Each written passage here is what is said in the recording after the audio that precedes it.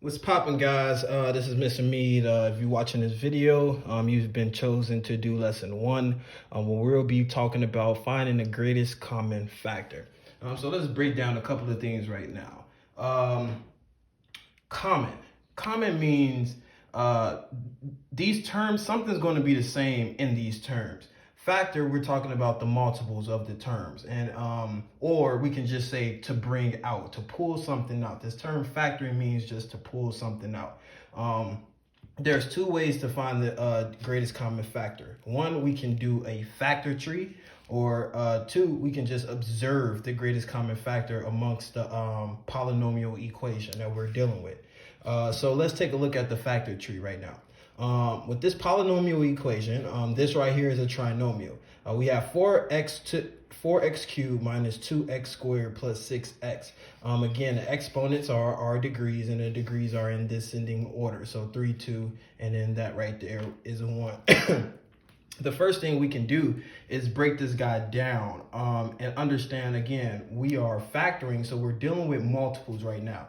So we want to find the multiples of this first term right here, which is 4x cubed.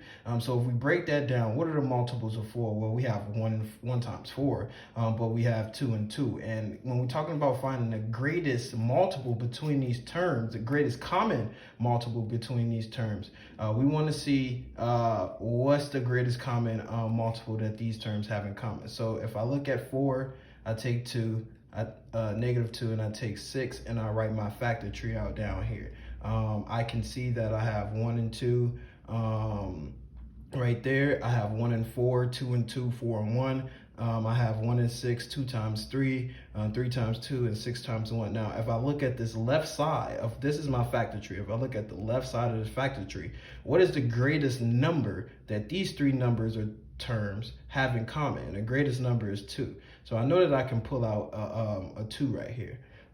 So now I look at the variables. Okay, what is the greatest, or this is easy. All I need to do is look at these guys. What is the highest x that all of these guys have in common? Well, x, because this x right here doesn't have x squared, or enough to be x squared. This x right here doesn't have enough to be x cubed. So the highest that these guys have in common is x, and this is why I put x right here next to the 2. So again, with the numbers, 2 is common, so I'll put the 2 out right here. And then with the x values, the x was common, so I put an x right here. When I pull that out, now I draw these parentheses, and then I just use this distributive method concept. 2x times what is going to give me 4x cubed? Well, 2x squared, because x times x squared is x cubed, and 2 times 2 is 4. 2x times what is going to give me negative 2x squared? Well, I need a negative, so 2x times a negative 1, which is negative 2, x times x, which is x squared. 2x times what will give me a positive 6x? Well, 2 times 3 is 6, and then that x right there, 2x times 3, which is 6x. And this is how I factor.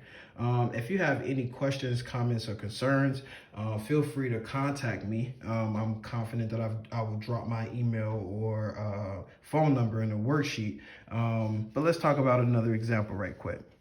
Down below, just to give you another example, here are my two terms. This right here is a binomial. Up top, we had a, excuse me, up top we had a trinomial.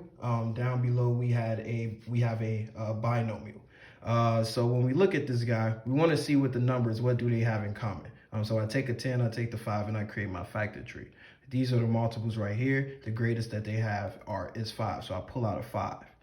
When I look at my variables, what's the highest variable that these two have in common? Well, the highest that they have in common would be x squared, because x squared is under x3. So I pull that x squared out. And then I pull my parentheses. 5x squared times what is going to give me 15x cubed? Well, 5x squared times 3x will give me 15x cubed. 5x squared times what is going to give me 10x squared? Well, 5x squared times 2 will give me 10x squared. And this is my answer right here. And this is how you find the greatest common factor.